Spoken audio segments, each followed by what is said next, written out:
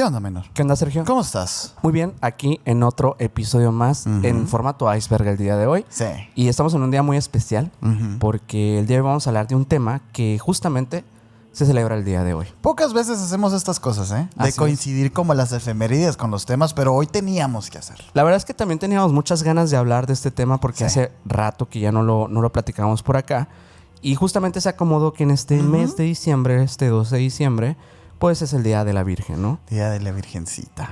Y el día de hoy vamos a hablar de la Virgen, pero de una perspectiva que tal vez no se habla muchísimo. Y no crean, digo que todo lo que decimos en este podcast es totalmente en contra de la religión o todo esto. No. Al contrario, creemos que esta información que van a escuchar el día de hoy, además de que es sumamente interesante, le va a sumar y le va a aportar a todo el misterio que hay detrás de la Virgen. Estoy totalmente de acuerdo contigo. Digo, antes de empezar aquí a grabar, estábamos hablando un poquito acerca de los niveles que traíamos y de cómo realmente esta vez estamos haciendo un trabajo un poquito distinto a lo que hemos hecho antes. Sí. Y yo sé que les va a gustar y les va a dar coraje, pero no el coraje para nosotros. Ajá, sí. Va a ser para, bueno, quienes instauraron las reglas de la iglesia. Así es, así que los invitamos a que se queden hasta el final de este iceberg porque como saben, iremos nivel tras nivel descendiendo hasta el abismo del tema de la Virgen María. Así que, bueno, si son nuevos o nuevas, también los invitamos a que se suscriban, que nos sigan en todas las redes sociales como Emisiones Podcast.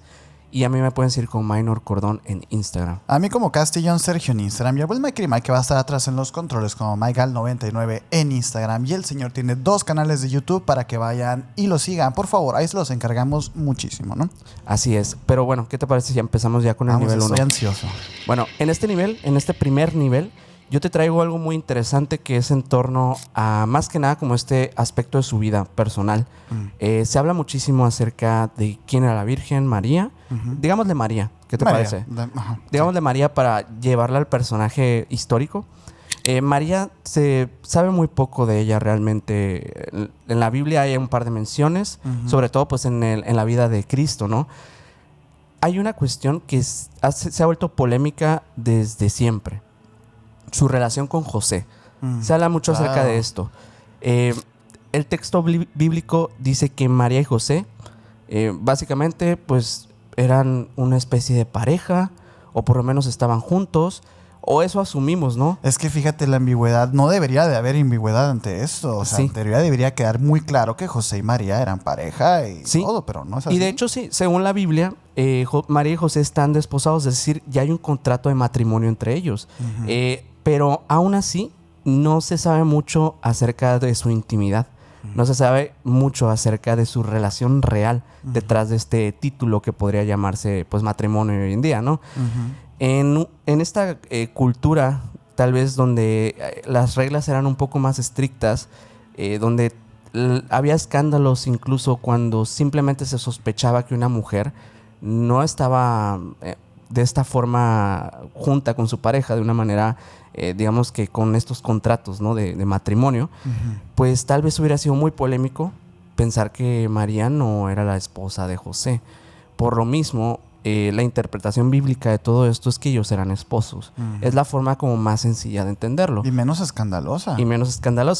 Y bueno, justo en este contexto en el que se sabe, bueno, por lo menos de manera bíblica que ellos son esposos, hay otro aspecto de la intimidad o de la relación de ellos que es todo un enigma. Porque en aquellos años las esposas, pues de cierta forma tenían que tener cierta atención con sus esposos, ¿no? Era una sociedad donde evidentemente pues las cosas se inclinaban más a enaltecer al hombre, ¿no? Muy cuidadoso está haciendo con este tema, ¿eh? Todos nos referíamos. Todos sabemos a qué te refieres, ¿eh? Sí. Todos sabemos. José, en este contexto, tiene un sueño donde un ángel le dice que el niño que viene pronto viene del Espíritu Santo y que no tenga miedo de recibir a María en su casa.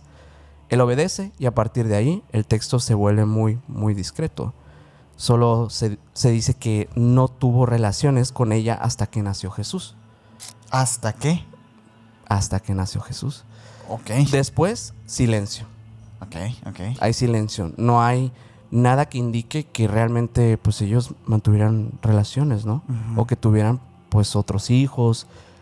Yo sé que me van a decir aquí en los comentarios, se sabe que hermanos de Jesús. Hermanastras. Bueno, no sé qué. esto canónicamente no se sabe.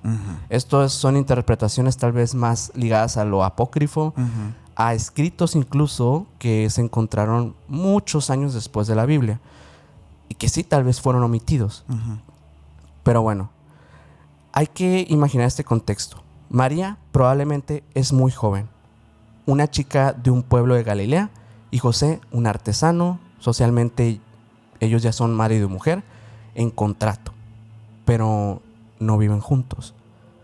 De repente, ella aparece embarazada. Para la gente eso significa una cosa: adulterio. El honor de José queda en juego en aquel momento, porque se dice que José era un tipo justo, un tipo honrado. Y la reputación de María, de cierta manera, también queda pues en tela de juicio, ¿no? La familia entera podría cargar una vergüenza por este acto tan extraño que acaba de suceder. Como que un ángel llegó y te dijo que estás embarazada. Y ¿quién te va a creer? ¿quién te va a creer? Lo lógico habría sido que José la denunciara, pero la Biblia lo presenta como el hombre justo, justamente, que prefiere apartarse y quedar en silencio ante aquel mensaje que recibió en los sueños. Es decir, que prefiere parecer el tonto a parecer al que le pusieron pues el cuerno, ¿no? Luego viene el sueño, el ángel, y José acepta una misión muy extraña: ser el esposo oficial, pero creando un hijo que no es suyo y que además se presenta como el hijo de Dios. Desde el principio la relación de María y José no es una historia de amor, si te fijas. Es una mezcla entre obediencia, escándalo potencial y un secreto enorme flotando en medio de la casa. El Mesías. Sí. El Mesías. Uy, ¿Y es polémico. Realmente, ¿qué tipo de matrimonio era este, no? Muchos han hablado de que José, y esto lo hablan incluso en escritos apócrifos, que José era un hombre mucho mayor, pero mucho mayor, un hombre prácticamente de la tercera edad. Un anciano. Con María siendo un adolescente. ¿Qué sentido tiene todo esto en aquellos años, no? Bueno, sí hay... Mucho. Existen muchos registros de personas que contrajeron matrimonio con edades demasiado alejadas. Sin embargo, el hecho de plantearlo en un contexto contemporáneo suena muy extraño. Y bueno, la versión oficial dice que María fue virgen antes, durante y después del parto. Eso significa que el matrimonio con José fue real, pero nunca consumado, como se solía hacer. Y es que, porque dices tú que matrimonio en papel y bajo la ley, pero incluso en aquellas tradiciones antiquísimas ya se consideraba la consumación del matrimonio como el parte hecho ya de que estuvieran oficialmente casados. Exacto, era parte del contrato, básicamente, ¿no? Que fuera algo físico, algo íntimo, era parte como de esas tradiciones. La parte curiosa aquí es que se decía que no va a ser así desde un inicio. Previo al mensaje, previo a todo esto, ya se había decidido que no iba a ser así. Tal vez porque fueron seleccionados, tal vez porque había algo en estas personas, tanto en José como en María, que les decía que no debían hacerlo. Pero estaríamos hablando que entonces recibieron mensajes antes del sueño de José. Es que, de hecho, bueno, no quiero adelantarme mucho, pero quédense en este iceberg. Vamos a descubrir por qué. Porque ya desde aquí la historia ya no empieza a cuadrar, pues. Sí. Bueno, hay otras versiones de otras personas, otros protestantes, otras ideas, que en esta lectura dicen que el matrimonio fue normal hasta después del nacimiento de Jesús. O sea, que sí, tal vez sí puede ser que aquello que se habla, que tal vez hablemos un poquito más adelante acerca de los hermanos de Jesús y todo esto, en realidad no sea algo tan aberrante, o sea, como la iglesia lo piensa, sino que realmente la misión era durante ese lapso de tiempo. María debía permanecer virgen para recibir con la pureza, o como quieran verlo, a este Mesías en su vientre, ¿no? Puede ser que esa sea una interpretación bastante inteligente. Digo, yo lo diría como muy acertada, porque si lo pensamos o lo planteamos ante estas entidades que son básicamente de otro plano, de otro lugar, pues los ángeles y la divinidad, buscarían tal vez un vientre que se encuentre intacto para poder consumar pues realmente un nacimiento efectivo. hace algunos meses nosotros hicimos un capítulo hablando de José el carpintero. Y recuerdas que aquella vez hablábamos acerca de la preparación que tuvo que tener José, como incluso algún tipo de guardián del secreto, que fue entrenado en Egipto. Digo, les recomiendo muchísimo que vean ese capítulo para que entren un poquito en contexto. Yo creo que incluso es necesario para ver disfrutar este iceberg, porque habla más bien de un plan divino mucho más grande que la Virgen y que María, perdón, y de José. O sea, es mucho, mucho más grande y viene gestándose, bueno, algunos dicen que desde el pecado original. Sí. Me enorgullece mucho ese episodio y te voy a decir porque creo que la historia de José es una historia que merece ser contada. Sí, señor. Pero lamentablemente, o sea, si lo buscan ustedes, poco van a encontrar, por lo menos en esta plataforma, acerca de podcast o de programas que hablen de él. Esperamos de verdad que aprendan un poco, si se van terminando este episodio, a ver ese. Tengan un poquito más de contexto de la historia de José, porque también es complementaria a la de María. Oye, y me estoy acordando que ese capítulo lo sacamos un día del Padre también. Bueno, unas vísperas al día del Padre. Sí, es cierto. Y bueno, no quiero decir más porque ahorita que bajemos más los niveles, creo que se va a mezclar un poco lo que voy a decir. Entonces, sí quería decir otras cosas, pero creo que el tema de los hermanos y todo esto viene más adelante, así que ese sería mi primer nivel. Mira, qué bueno que lo vas a manejar de esa manera, porque yo también lo organicé más o menos así. La historia de la Virgen María es extensa, es muy profunda, muy interpretativa también. Entonces, realmente quise mantener un cierto orden en base a las cosas que tú ibas a presentar el día de hoy. Así que no vamos a estar tan alejados y entiendan ese iceberg como cada vez más profundo, pero dentro incluso de la misma vida de la Virgen María, porque así fue realmente, ¿no? Y sí, yo, mira, por ejemplo, para mi nivel 1, yo quiero entrar un poquito, o más bien como adentrar a las personas a un contexto, ¿no? Cuando los primeros 4 evangelios fueron reunidos ya en un canon principal en el siglo IV, cuando entra Constantino I y se oficializa el cristianismo. ¿Tú recuerdas esa parte, no? Algo inquietante pasó ahí. Además de todo lo que hicieron con Jesús, o sea, en cuestión de su historia, María aparece de la nada. Así como tú también lo acabas de mencionar, realmente no se sabe mucho de la Virgen María previo a la Anunciación. No tiene infancia, no tiene familia detallada, no tiene historia, simplemente como que existe. Como si su vida empezara justamente cuando es anunciada de que va a cargar el cuerpo carnal del Mesías. Este vacío es tan anómalo que incluso algunos teólogos lo consideran un agujero narrativo imposible de pasar por alto. Y ese es mi nivel 1. El silencio absoluto sobre la infancia de la Virgen María. La madre del Mesías es un personaje que debería de ser uno de los personajes principales también de la obra, de la Biblia. Sin embargo, no hay ni un solo recuerdo, ni un solo dato cotidiano, ni siquiera una ubicación precisa antes del encuentro con el arcángel Gabriel. Así es. Ese silencio no es un accidente. Realmente es una construcción literaria programada. ¿Por quiénes? Bueno, el Concilio de Nicea, Constantino I y aquella que alegaba de la Vera Cruz, su esposa, ¿no? Sí. ¿Por qué borrar la infancia de la mujer más importante? Porque entendemos que Cristo es el hombre más importante. La mujer más importante en ese caso sería la madre, su madre. ¿Por qué borrar la infancia de esta mujer? Bueno, para entender este misterio hay que mirar lo que existía antes del canon. Había unos textos por ahí populares que eran difundidos de boca en boca por comunidades enteras.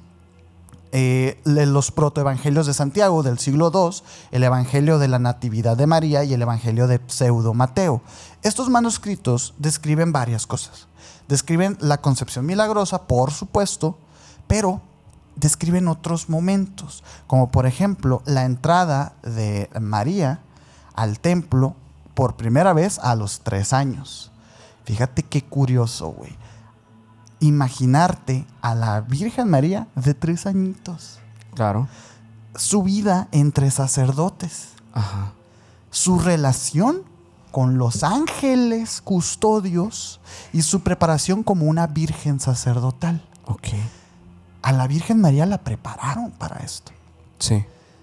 En el siglo IV, cuando el canon se estaba consolidando, todos estos textos son expulsados, no por error, sino por su contenido.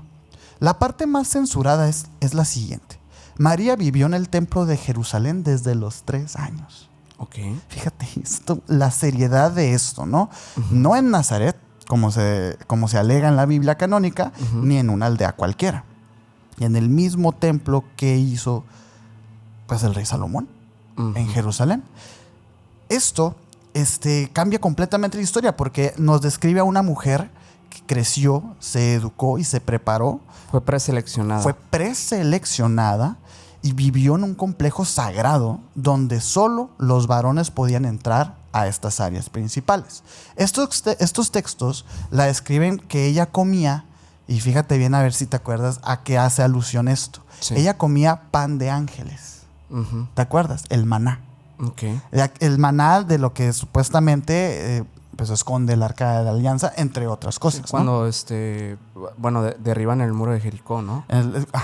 Y que este maná era como una especie como de alimento. Comida, de alimento. Que los alimenta por no sé cuántos, muchísimos días a una población de 2,000 personas. Se supone que la Virgen creció y se desarrolló a base de esta dieta.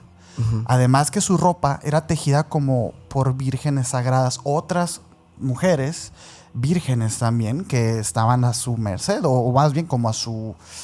pues sí, a su educación. En su servidumbre, vaya. O sea, como una reina, vaya. Sí. Que era vestida por seres celestiales y que su presencia, así, una niña que producía luz. Okay. O sea, que era como fluorescente. Como una el luz caso suave. de este caso también, historia alternativa apócrifa de Enoc, de Noé, que se habla que en su nacimiento. También, creo. Sí, pero en el caso de Noé es muy concreto, que se menciona acerca de eso. Hay un evangelio que habla acerca de su nacimiento como un nacimiento anómalo. Sí. Que pues Noé nace y es prácticamente un ser luminiscente, pero es de carne, ¿no? Es una persona aparentemente humana, pero con estas características inusuales. Sí. Otra de las características estas inusuales que la describen a ella como una persona fuera de los demás, era que también a los 12 años ella ya comenzaba a emitir un perfume de manera como natural, que lo describen como un perfume incorruptible. ¿Te acuerdas de los milagros estos de las rosas? Sí, como Pío. Como el Padre Pío. Como el Padre Pío, y todos aquellos que sufrieron los estigmas se decía que olían a perfume, a rosas, y que eso es un rasgo muy primordial de los santos. Sí. Esto evidentemente convierte a esta niña, a esta adolescente, en una figura sacerdotal, no una figura doméstica. El problema aquí es que en el judaísmo tardío, una mujer no podía ser sacerdote. No podía ser sacerdote en el templo. En el cristianismo naciente también una mujer no podía tener rango espiritual superior al de un apóstol. Imagínate quién es más poderoso más que la madre de Cristo, ¿no? Claro. En los textos precanónicos, la infancia de María revela detalles que incomodan muchísimo, ¿no? María, por ejemplo, tenía dones espirituales ya desde niña. Los sacerdotes afirmaban que hablaba con el silencio, que veía sombras luminosas y que comprendía la ley, fíjate, la ley, sin haberla aprendido antes, sin haberla estudiado ni nada. Esto sugiere como un carisma profético, ¿no? O sea, hablamos de la ley como de la ley, de teológica. Ajá. O sea, como acuérdate que los judíos en esos entonces se regían ante las antiguas escrituras, el Antiguo Testamento. Entonces todo lo que venía ahí era ley. Entonces, en eso se basaban. Esta mujer en ese momento pues ya conocía todos estos modus operandi, o más bien como este estilo de vida, como de manera natural. Otra cosa que también tenía que dijiste ahorita, que es muy cierto, es que su virginidad no era ni casualidad ni era común, era un ritual. A diferencia de la visión, digamos, como dulce, moderna, esta virginidad era juramentada. Era una virginidad sagrada, supervisada por sacerdotes, que tenía, digamos, como parte de un rol litúrgico santificado y divino en ese momento. Esto la convierte en una figura casi monástica, una única en su generación. Su selección como madre del Mesías tampoco ocurre al azar. En el protoevangelio, María es elegida porque Uno, ya estaba consagrada, ya estaba marcada por lo divino y su alma era transparente a la luz.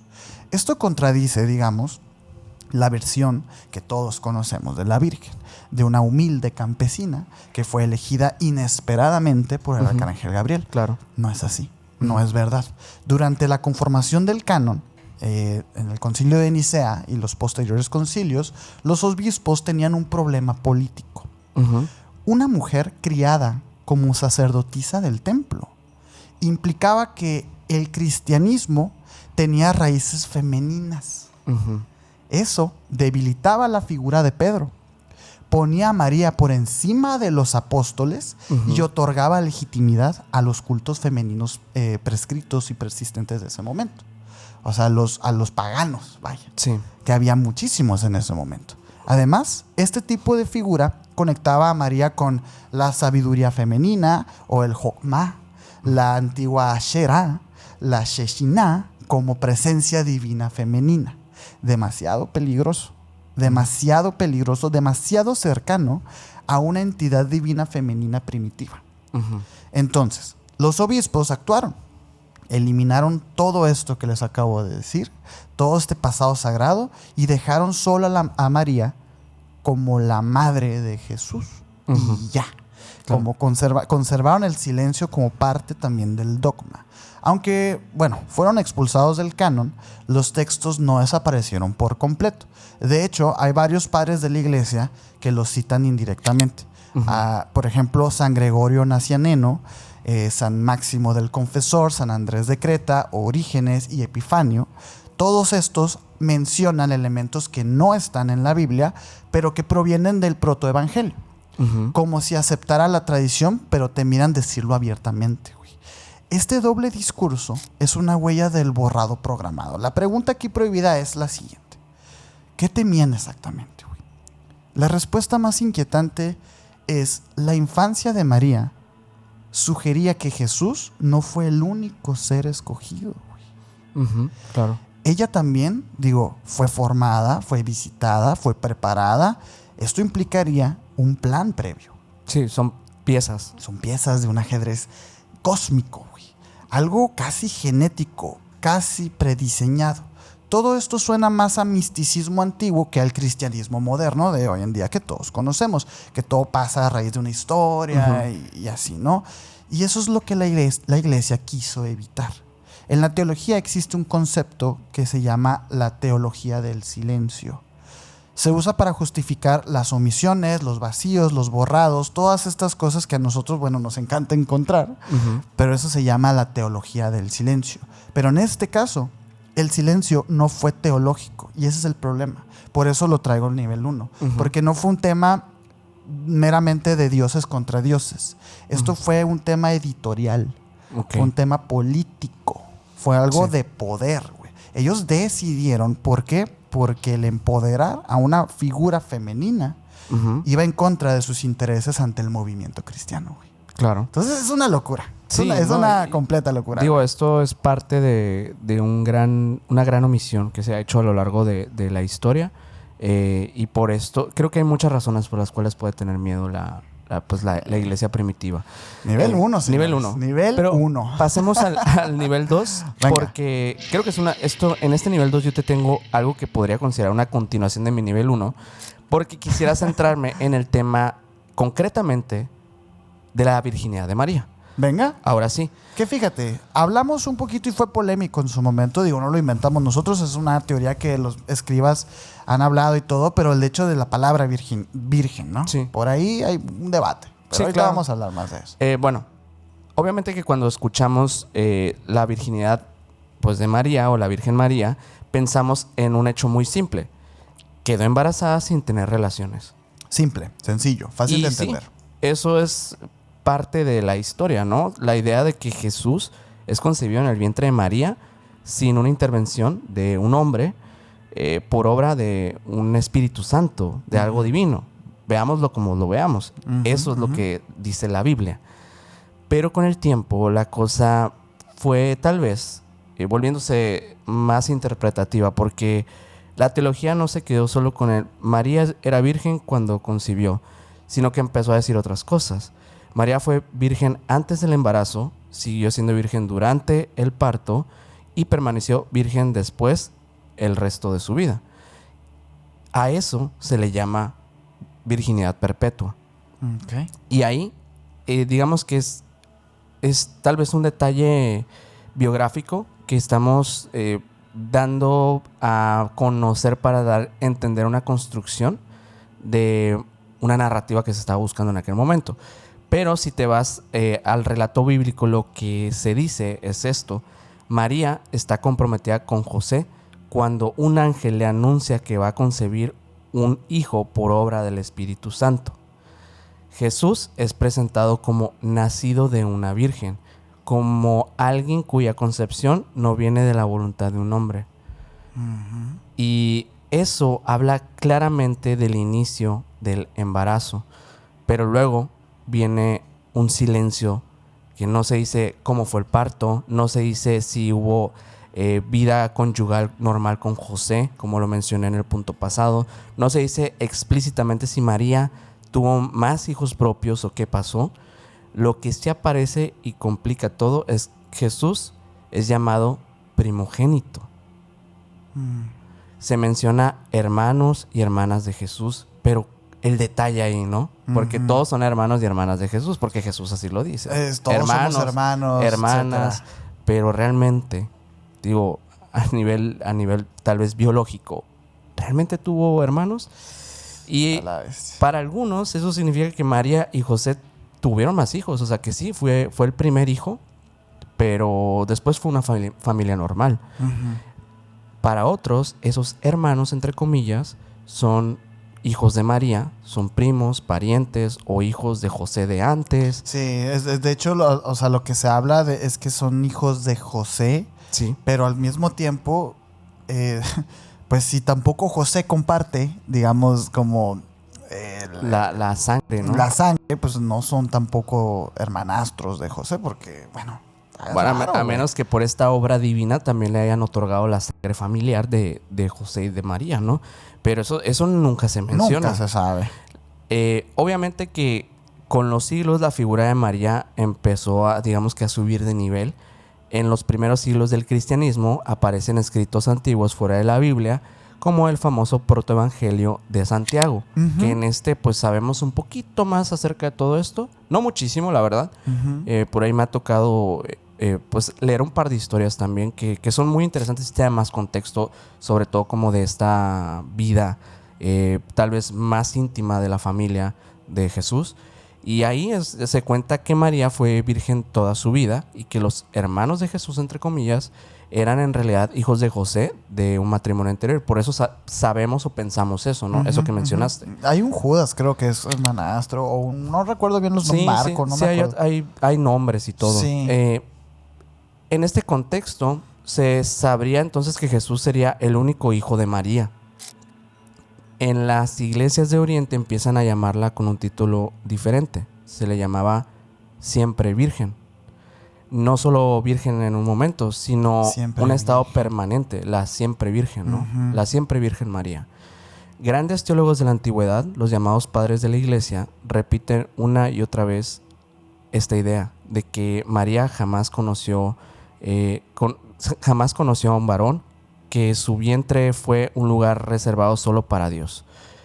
Y con el tiempo esa idea también deja de ser una opinión y se convierte en una regla. Concilios y empiezan a formularlo de manera oficial. La Iglesia Católica termina declarando que María es virgen antes, durante y después del parto. Y en la Iglesia Ortodoxa el título siempre virgen fue parte de la liturgia, de sus rezos y de sus íconos. Uh-huh. Por esto mismo, la idea de que después es simplemente por un par de escritos apócrifos. Lamentablemente, porque nos daría tal vez un poco más de contexto, saber un poco más, ¿no? O sea, uh-huh, intentar indagar acerca de eso. ¿A qué se refieren con esos hermanos, este protoevangelio? ¿Por qué menciona esto, no? María tuvo otros hijos, María siempre fue virgen. ¿Cómo lograron consumar su matrimonio si si ella siempre fue virgen, ¿no? Qué Pues difícil. no serían esposos, o sea, en teoría, pues. Exacto, sería complicado entender ese. Por eso ha sido tan difusa esa parte de su relación, como lo mencioné en el primer punto. Justamente la virginidad es lo que hace complicado entender del todo su historia, pero también es lo que la hace un símbolo, en esencia. Un símbolo santo, ¿sí? Sí. De la Sagrada Concepción. Claro, es un milagro. Es un milagro. Y algo que incluso hoy en día podríamos ver como, pues sí, a nosotros que nos encanta las teorías relacionadas a la ufología o a, digamos que el transhumanismo, te hablaría de una tecnología o algo extraño que tal vez no es tecnología. Lo decimos tecnología, pero en realidad pues algo tan etéreo que no lo podemos comprender como tecnología. Pero digámoslo así, digamos que era una tecnología traída por unos seres que venían de otro lugar. No voy a decir extraterrestres, pero venían de otro lugar y ellos de alguna manera sabían cómo llevar esa concepción, cómo llevar pues en el vientre de una mujer que nunca había estado en una relación con un hombre, pues a un niño, ¿no? Y para, digamos que amarrar estas ideas del tema del primogénito, me gustaría mencionarte 3 puntos muy interesantes. A ver. Número 1, los hermanos de Jesús. Los evangelios hablan de los de hermanos y hermanas de Jesús. Para proteger la virginidad de María, la tradición propone 3 salidas. La primera es, no son hijos de María, sino hijos de José, de un matrimonio anterior, como te lo mencioné ahorita. La otra, no son hermanos literalmente, sino primos o familiares cercanos. Y la tercera, la palabra hermano se entiende en un sentido mucho más amplio. Sí, como la doctrina de Jesús, que todos hermanos, hermanas, sí, etcétera, ¿no? Exacto. En segundo punto, la palabra primogénito que te mencioné hace un rato. Jesús es llamado primogénito de María. Algunos dicen, si es primogénito, suena que hubo un segundo, ¿no?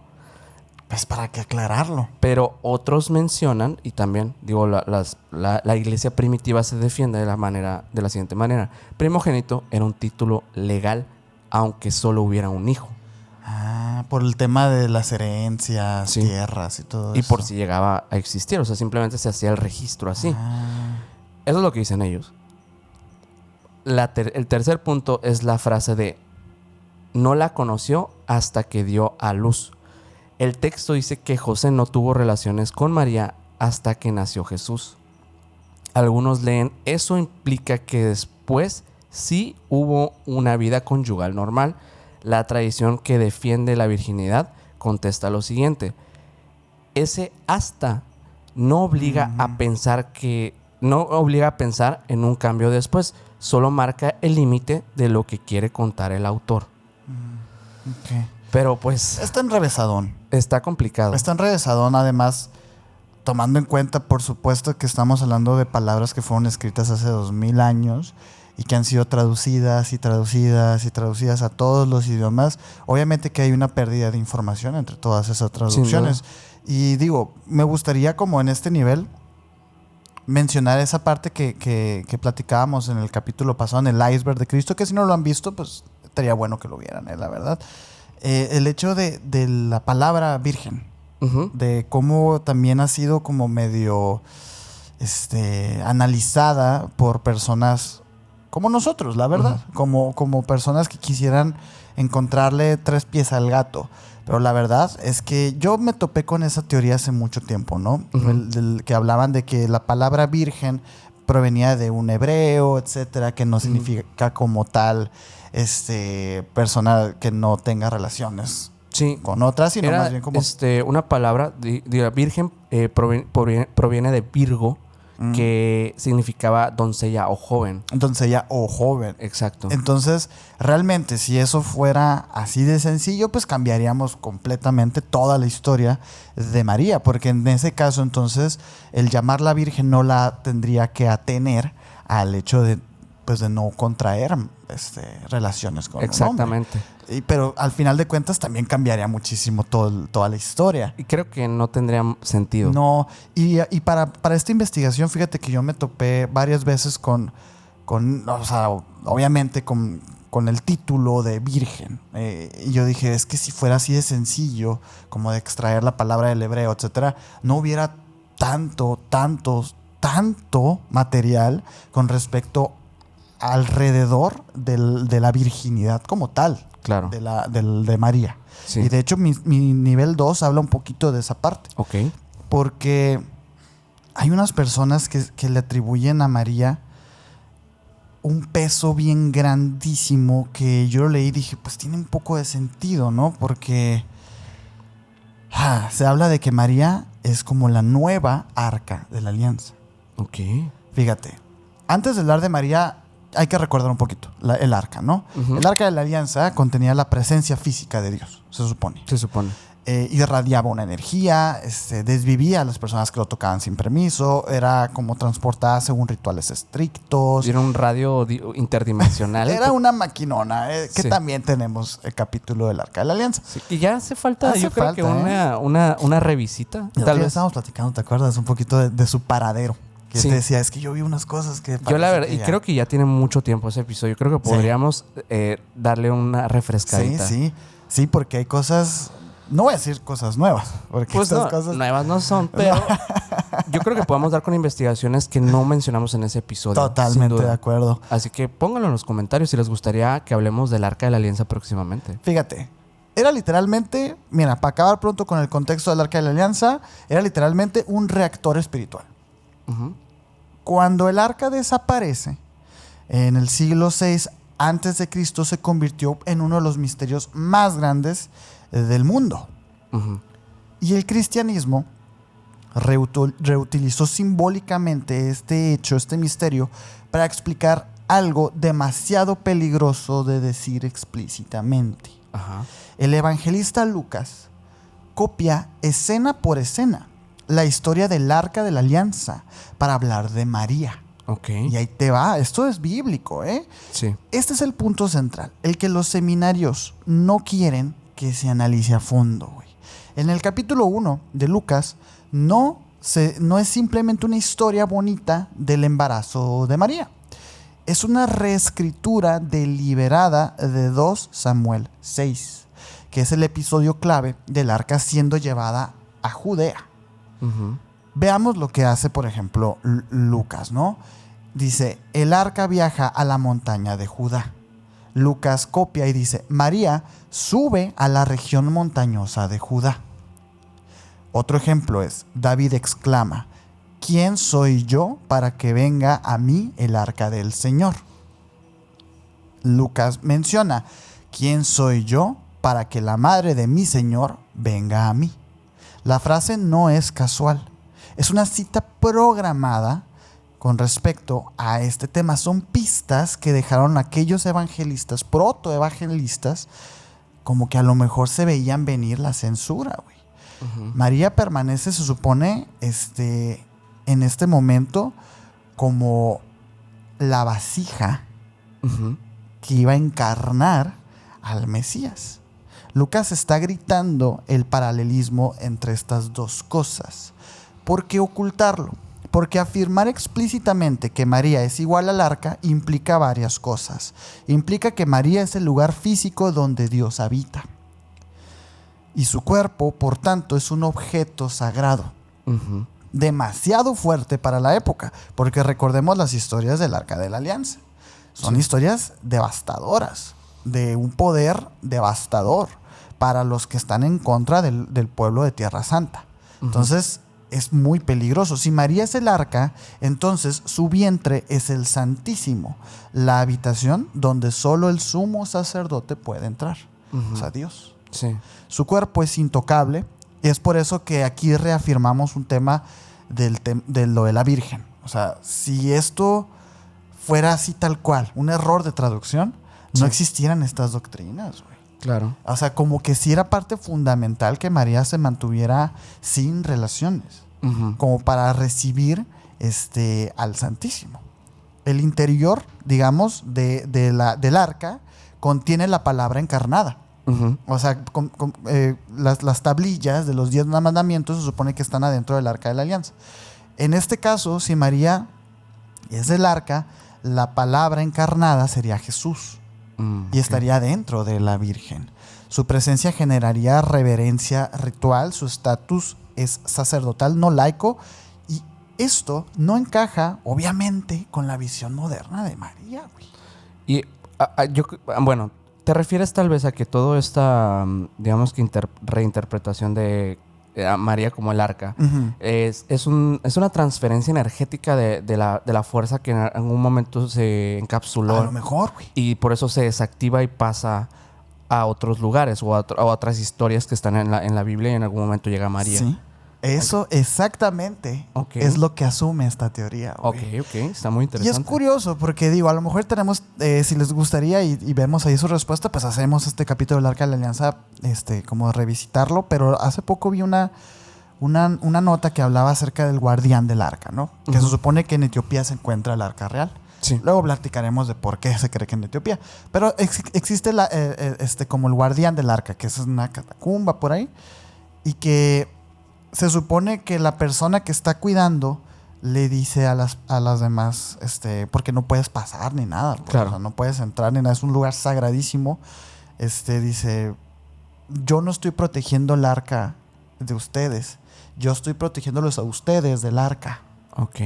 O sea, como que ustedes no serían capaces, pues, de soportar el poder del arca. Pero claro, según esta teoría, esa arca ya no significaría nada. Porque ya no está activada. Y de hecho eso es algo que también de cierta forma se entiende, ¿no? En la historia canónica del arca, porque es peligroso. El arca desaparece, pero porque realmente es desmantelada probablemente cuando el templo de Salomón es saqueado nuevamente. Y se cree que por ahí las piezas se fueron. Dicen que se fundió el oro. También. O sea, dicen que se fundió el oro y que se repartió, etcétera. En teoría eso no pudo haber pasado si el arca hubiera estado activa. Exactamente. Nadie se podía acercar a pocos metros del arca porque caía fulminado.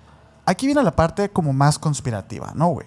Porque el evangelista Lucas describe la concepción de Jesús como el momento en el que la Shejinah, o sea, la presencia divina femenina del templo, desciende sobre María. Esto sugiere entonces que María es el nuevo tabernáculo, que es el nuevo templo viviente y es el nuevo arca donde Dios entra por medio del mundo físico. Ok.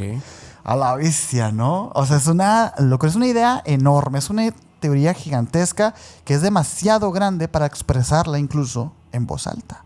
Y por eso queda codificada dentro de este evangelio, en el que Lucas muy inteligentemente deja esta pista. La integridad física del arca, y la virginidad de María son dos cosas iguales. El arca no podía ser tocada, no podía ser ultrajada, no podía ser ocupada por nada que no fuera Dios. Entonces aquí tu punto número 2, tu nivel 2, queda reafirmado, güey. Porque la virginidad de María no fue un error de traducción. Era algo mucho más grande. Era mucho, mucho más grande. Los teólogos medievales, por ejemplo, vieron estos paralelismos y decidieron una cosa. Si María es el arca, entonces su virginidad es perpetua.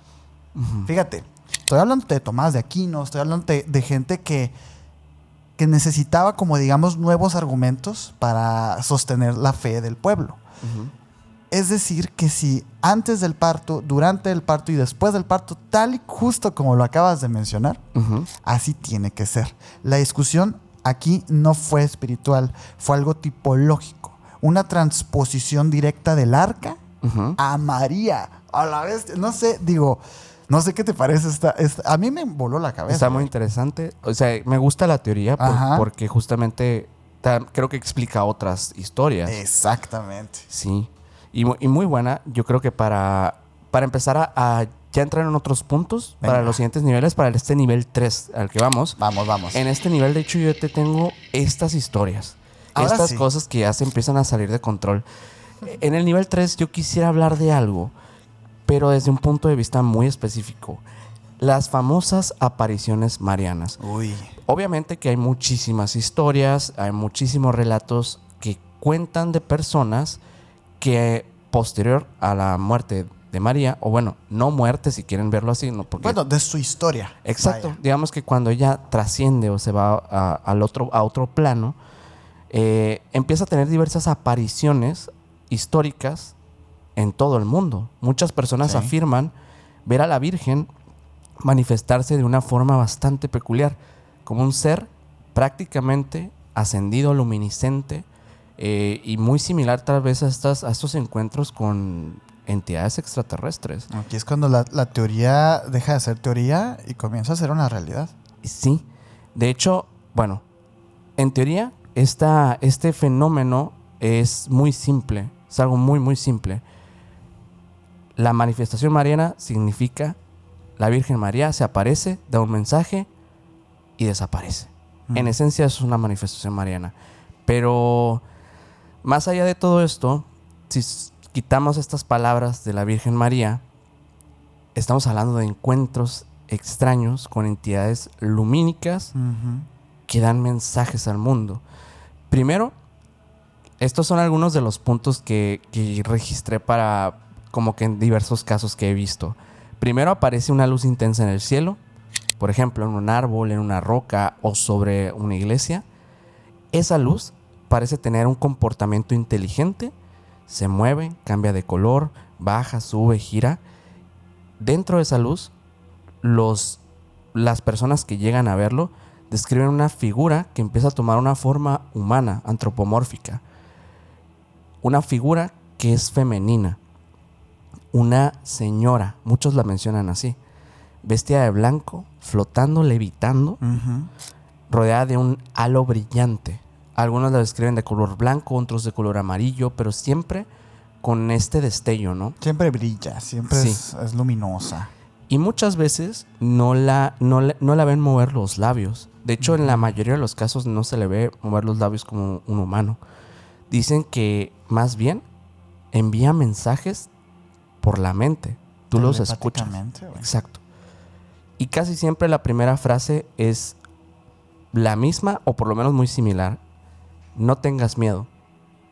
Ese es el recibimiento de esta figura que se manifiesta, que creemos que es la Virgen María. Creemos, exactamente. A veces solo uno o dos pueden verla. Realmente no todas las personas que se encuentran en el lugar pueden llegar a avistarla. Pero el resto de la gente nota cosas extrañas, anomalías que pasan alrededor. Por ejemplo, que el sol gira, que se cae, que vuelve a subir el sol. Si contamos esto sin el giro religioso, podríamos estar narrando totalmente una historia de un 100%. De un expediente pues, no humano, ovni. Hay una teoría que habla de que todo esto en realidad, y bueno, de hecho esta teoría está muy ligada a diversos autores como John Keel, como Jacques Vallée, que bueno, ellos hablan de estas manifestaciones marianas, incluso Freixedo también llega a mencionar estas apariciones como manifestaciones de entidades pues interdimensionales que aprovechan este consciente colectivo, ¿no? Que realmente, y si no siempre se trata de la Virgen María, sino de algo que usa su imagen como una máscara. Pues es que es evidente, güey. Es evidente. Y yo no sabría decir si todas las cuestiones son así, si hay personas tal vez muy privilegiadas históricamente que incluso tal vez sin ser propiamente como Juan Diego, que Juan Diego era una persona que no era propiamente de una religión cristiana, sino que simplemente pues era una persona que a raíz de esto empieza a creer. Exacto. Digo, eso es y algo... varios, también los hermanos de Portugal cuando vieron a Fátima. Claro, es que hay muchos casos que realmente llegan para mostrar el poder de la fe. Sí, y ahorita que mencionaste estos autores, ellos, a ver, de eso se basan sus teorías. Sí. Porque en realidad, ¿qué diferencia hay en lo que acabas de describir con una banshee? Sí. Con una llorona. Claro. La única cuestión es que aquí el ser, que en este caso pues es pues una manifestación de María, de la Virgen María, llega con una, digamos que un aura o un tipo de intención de calma, de intentar apaciguar al testigo y de intentar llevarlo no solamente a apaciguarse, sino a sentir paz, felicidad, satisfacción, como si se tratara de algún tipo, pues, de sustancia estupefaciente, ¿no? Alguna manipulación emocional, como lo Sí. describe la doctora Turner, también cuando habla del hibridaje extraterrestre, que dice, es que van a manipularte y van a querer, van a hacerte querer Que es estar ahí. estar ahí y procrear y esas cosas. Es muy interesante cómo, pues, tal vez en la Edad Media se creía más en los santos, en las vírgenes, en los ángeles y en los demonios como interpretaciones de las historias y de las leyendas. Tiempo después, tal vez, o en otras regiones más bien, porque también puede ser por aquellas épocas, se creía que tal vez estos seres eran más bien hadas, espíritus, apariciones de seres elementales. Y en la era contemporánea se habla de platillos voladores y humanoides de todo tipo, ¿no? Tanto de las Pléyades como seres luminiscentes, como los grises. Y digo, esto solamente cambia la interpretación según la época y el contexto y la región. Pero realmente la diferencia no es mucha. El mensaje es el mismo. El mensaje siempre viene al mundo para traer cierto tipo de paz o por lo menos encaminar a la humanidad hacia un destino que hasta el día de hoy no sabemos cuál es. No sabemos cuál es. Simplemente se cree que es un destino benigno, que la Virgen María y las manifestaciones marianas son algo bueno. Eso es lo que creemos. Sin embargo, no sabemos si es real o si es verdad, perdón. Si es real, porque Evidentemente se ha visto, se sabe, hay registros, etcétera. Pero no se sabe qué intención tienen realmente. Y como se ha tomado esta figura, que es incorruptible, es una figura que, de hecho, si cualquiera tal vez se atreviera a ir a una plaza pública y a decir cosas en contra de una figura como la Virgen, tal vez sí no terminaría nada bien. Aquí en México tenemos ese dicho, ¿no? Que no se habla ni de política, ni de fútbol, ni de la Virgencita. O de la religión, sí. Y específicamente la Virgencita, Sí. Es muy mexicana la guadalupana, pues vaya.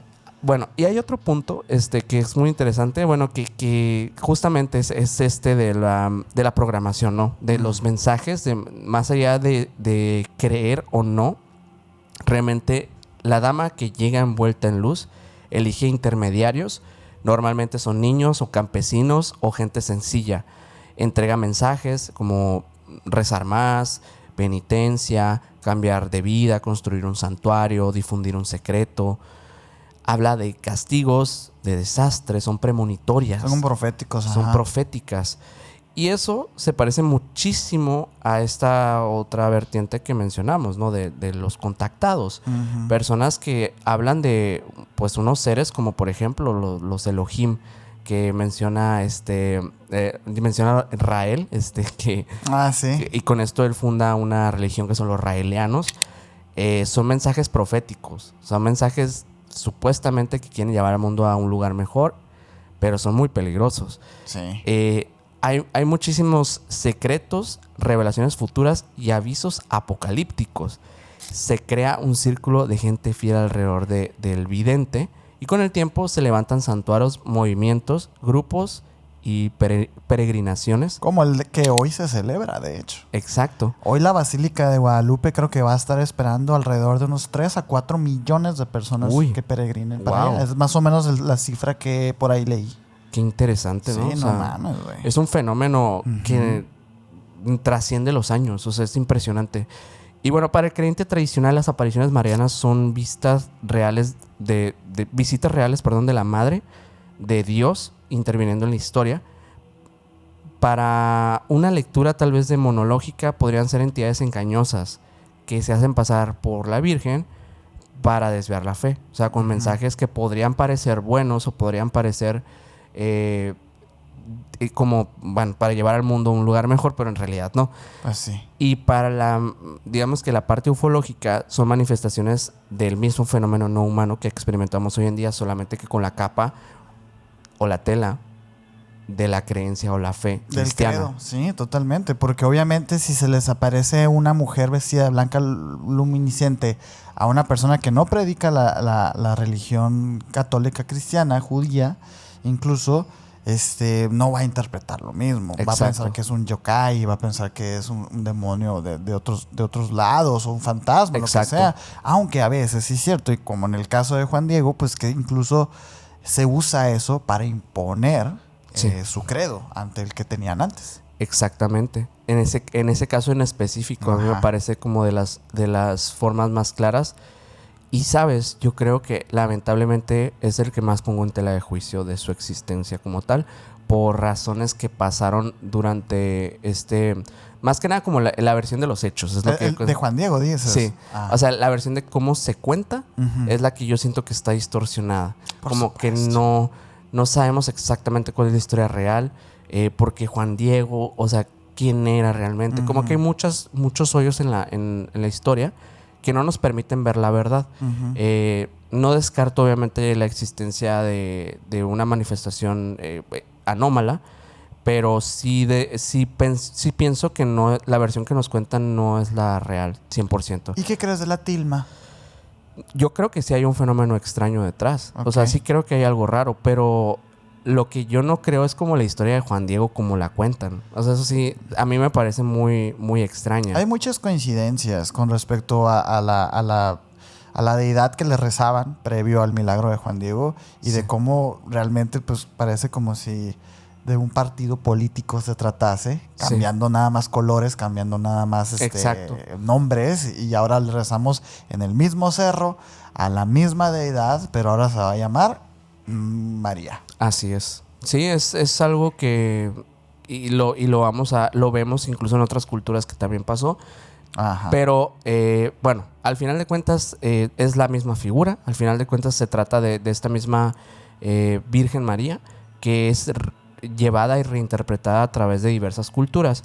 Y nada más por mencionarte, para antes de cerrar este punto, algunas de las apariciones más famosas fue la de Lourdes en Francia en 1858, donde una niña de 14 años, Bernadette, ve una gruta, una señora vestida de blanco, con una faja azul y rosas doradas en los pies, y que se aparece una y otra vez. De hecho, creo que son como 18, 19 apariciones, y la dama le enseña una oración secreta, le pide penitencia y le indica que escarbe en el suelo y de ahí brota una fuente de agua. Sí.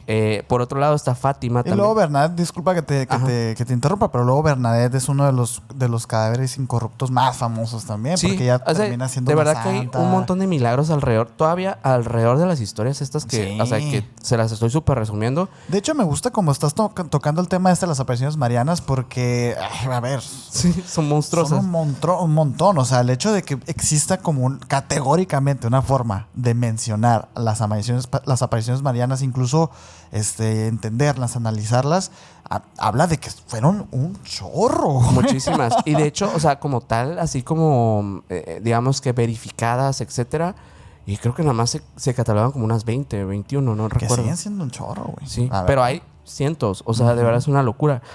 Por otro lado está la de Fátima, también en Portugal en 1917, cuando tres pastorcitos, Lucía, Francisco y Jacinta, dicen que una señora más brillante que el sol se les aparece mensualmente.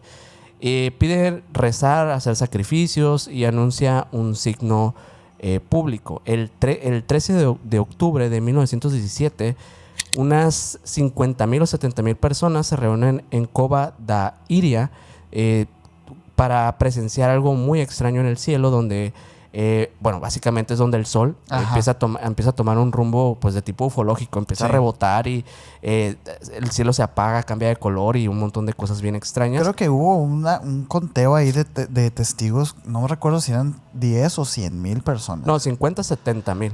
A la bestia. 50, 70,000 personas que bestia, presenciaron un fenómeno anómalo en el cielo aquel día. Hay muchísimos más, pero bueno, quisiera mencionarte nada más esos, Sí, porque claro. la verdad sí son algunos. Igual, ya saben, si quieren que hablemos concretamente de esos casos, a lo mejor un iceberg de apariciones marianas, Ándale. pónganlo aquí en los comentarios. Este iceberg es especial, ¿eh? Además de que estamos celebrando el 12 de diciembre, creo que cada nivel tiene por sí solo, la verdad, Pues un peso, ¿no? un peso grandísimo. Y de hecho mi nivel 3 también es igual, porque el milagro de la tilma, se han escrito chorros de tinta con respecto a la tilma de Juan Diego. Que justamente hoy tienen la suerte muchas personas de ir a peregrinar y verla, conocerla. Yo no la conozco, a mí me gustaría conocerla, la verdad. Porque se supone que es la tilma original en el que quedó impresa la imagen de la Virgen de Guadalupe, nuestra Virgen.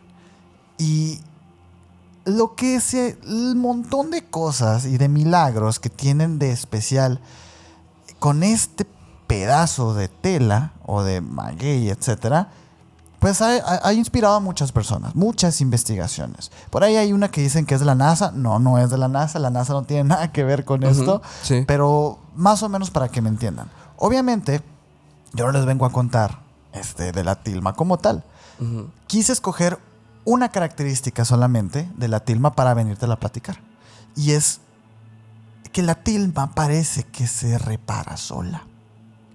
Es algo que yo no había escuchado. Se habla de los ojos, de las constelaciones, de todo esto. Yo había escuchado de incendios, ¿no? O sea, como de cosas relacionadas a eso. Sí, la tilma ha sido protagonista de algunos atentados. Sí. Muy directos, porque obviamente hay personas... Recordemos que el culto a María es eso, un culto. No es tanto una religión. E incluso el Papa y la religión cristiana como que no la aceptan mucho. El Papa sí, perdón, discúlpeme, pero el cristianismo no... Oye, ¿qué Papa, no? ¿Cuál? ¿Qué ¿no? Papa? ¿Cuál sí. Papa? Pero el cristianismo como tal, y por supuesto el judaísmo, no consideran la tilma o incluso a la figura de la Virgen María como una santa o algo así. No estoy muy seguro si esta sea como de las que están consideradas reliquias santas. O sea, no, la verdad es que no estoy La tilma creo que no, porque no es de Cristo. Pero... Okay. A lo mejor sí, a lo mejor puedo estar en un grave error. Ahí que nos pongan en los comentarios. Pero te quiero hablar de esta característica porque me pareció o lo más sorprendente de la tilma o un fraude gigantesco, güey. Vamos a analizarlo. Okay. Y es que los custodios de la tilma, incluyendo restauradores, fotógrafos, técnicos que han trabajado cerca de la tilma o el ayate desde el siglo XIX, han reportado algo que no aparece en los documentos oficiales, que no es algo que se hable mucho. Y es que los pequeños daños, las pequeñas rasgaduras, así, manchas y estas cosas, los deterioros a nivel microscópico, desaparecen. Okay. Desaparecen con el tiempo, se atenúan de forma inexplicable. Y este fenómeno ha sido mencionado de forma aislada, como que no llama mucho la atención. No sé por qué. Creo que son demasiadas anomalías. Son muchas cosas las que presenta esta tilma, ¿no? Y es que la iglesia jamás ha negado este milagro, digamos, pero tampoco quiere hablar mucho de ello. ¿Por qué? Bueno, porque en realidad no hay una explicación material, o sea, física, aceptable. ¿Qué cosa se puede rehacer sola? No existe, no hay manera. Entonces realmente las personas, los científicos, ni siquiera voltean a ver eso porque saben, es que esto no puede ser. De entrada, quiero que conozcamos un poquito acerca de este material, ¿no? El ayate de maguey dura entre unos 20 y 40 años. Y ya, ¿no? Se empieza a deshacer con la misma humedad, se empiezan a romper estas tensiones microscópicas y se corroe con el toque humano. Se quiebra, se empieza como a secar, pues, ¿no? Y se quiebra como un papel seco con el tiempo. Pero el ayate de la Virgen tiene casi 500 años, güey. Wow. Casi 500 años, sigue flexible, no presenta debilidades estructurales y mantiene incluso las tensiones uniformes. Cosa que es anómalo ya de por sí, analizando solamente el ayate de maguey. Claro. Solamente eso. Y aquí viene lo más inquietante, que es que se comporta como si tuviera algún tipo de proceso de regeneración. No orgánico. Porque la fibra aquí está muerta. O sea, ya el maguey hace mucho que se cortó. Entonces ya no transcurre por las fibras, pues vida.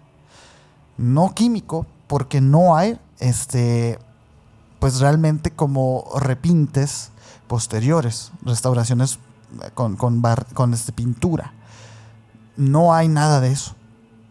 Y para esto, de hecho, ahorita que lo mencionabas, estos incidentes que ha sufrido el ayate han sido varios.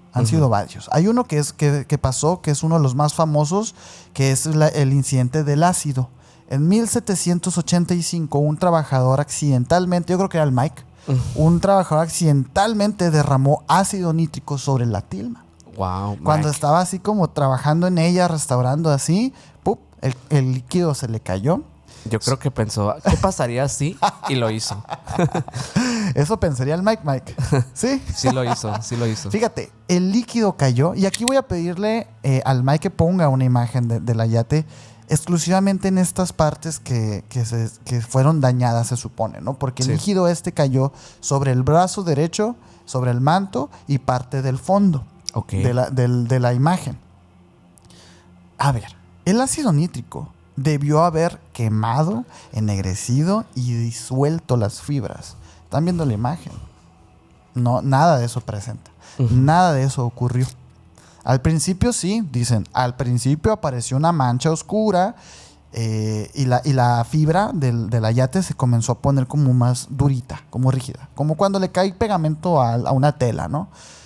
Este tejido parecía a punto de romperse, pero días después, la mancha poco a poco comenzó a reducirse.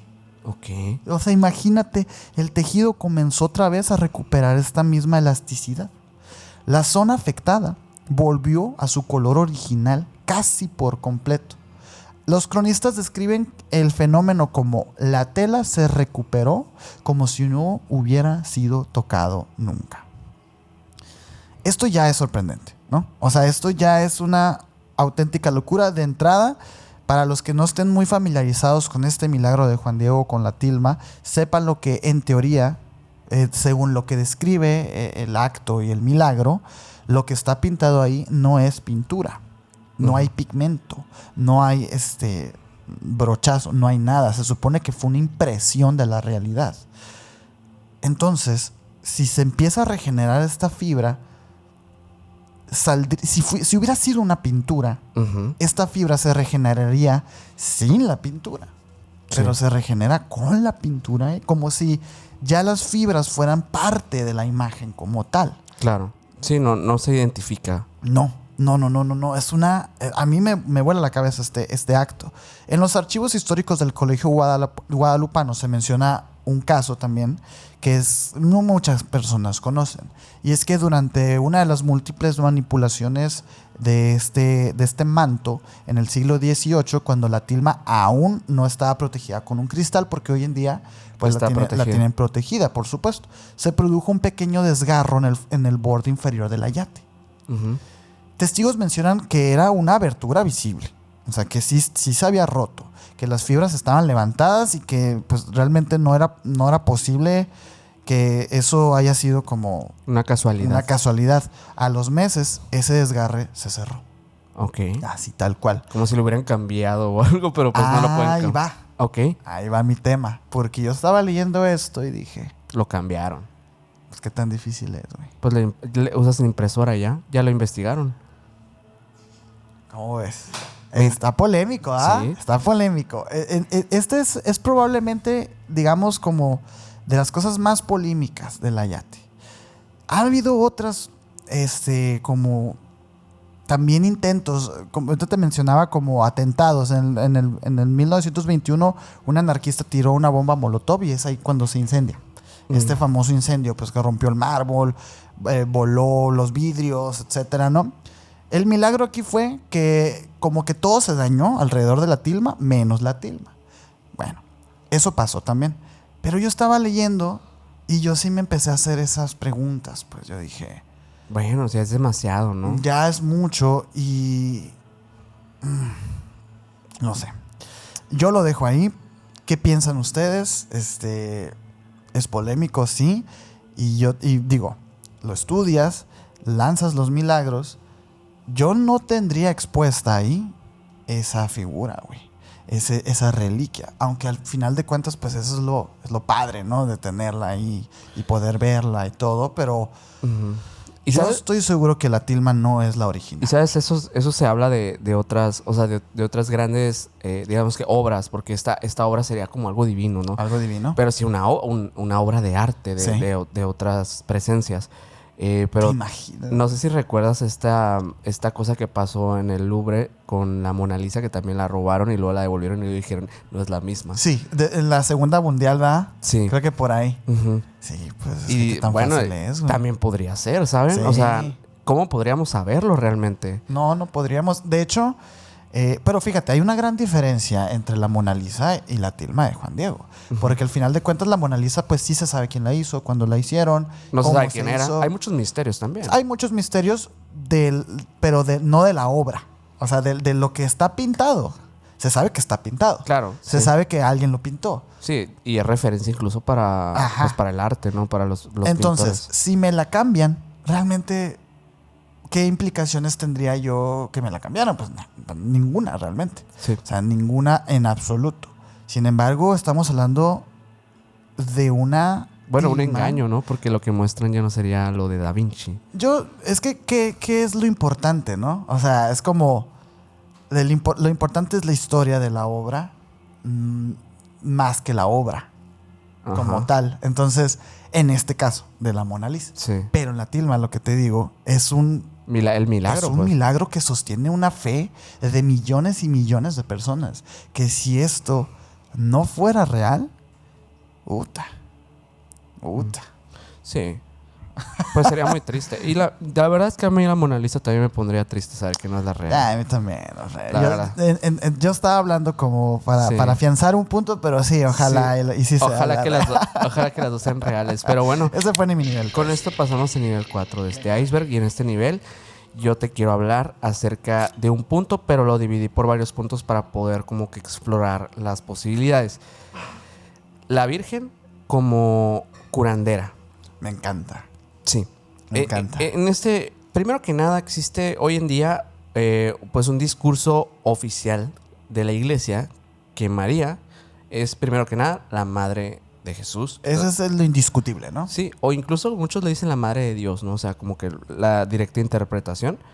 No tiene pecados, es obediente, es el modelo perfecto de una mujer de su época, es intercesora, es quien le pide salud, protección y milagros y te los concede. Y sobre todo en una cultura latinoamericana como en México, la guadalupana, ¿no?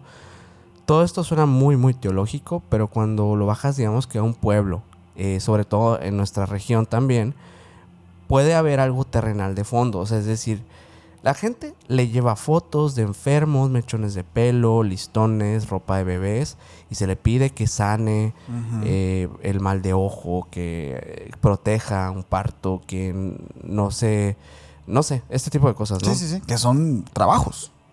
En esencia, pueden ir con ella o pueden ir con un brujo, ¿no? Y le piden lo mismo. Sí.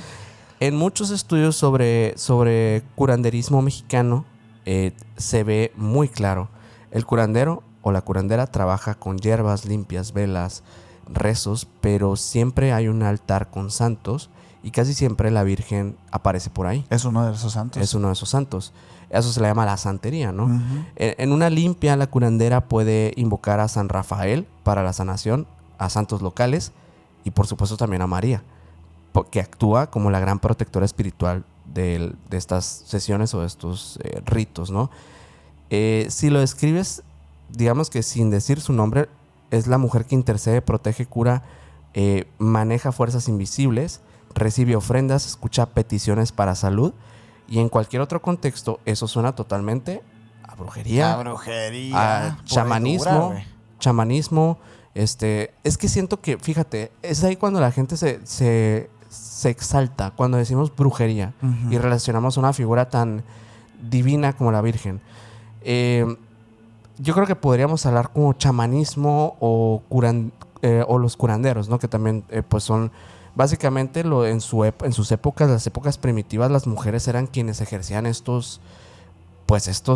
tipo de trabajos que más allá de trabajos como de brujería eran trabajos pues de una medicina primitiva. O sea, cuando las mujeres se acercaban con los enfermos y los ayudaban a sanar con las hierbas, ¿no? Pues eso es lo que alegan todos en estos épocas modernas, ¿no? O sea, no éramos malas hasta que nos dijeron brujas. Exacto. Es el problema como de la etimología que empieza a suscitarse como años después en el cristianismo. Pero si lo pensamos bien, no es algo malo. En realidad esto viene de estas sociedades que eran matriarcales en África incluso. En Egipto, En Egipto. Cleopatra y todo claro, eso. Sí, y te digo, y esto es mucho más antiguo de lo que creemos, ¿no? Tiene demasiado tiempo donde se sabe de muchas culturas donde la mujer pues hacía este tipo de actos para ayudar al pueblo. Pero en el caso de María no se menciona nada de esta herbolaria, no se menciona nada de este conocimiento ligado directamente al chamanismo. Pero lo que sí se habla es que es una mujer que tenía la habilidad de curar, pero no solamente de curar como físicamente, sino también curar el alma, ¿no? Curar a las personas a través de, pues, de su conocimiento divino, Ujú. de su forma en cómo todos la veían como la madre. Por esto mismo, yo creo que hay un punto ahí muy interesante que se podría analizar en torno a su figura posterior a su muerte, o no muerte, lo voy a volver a decir.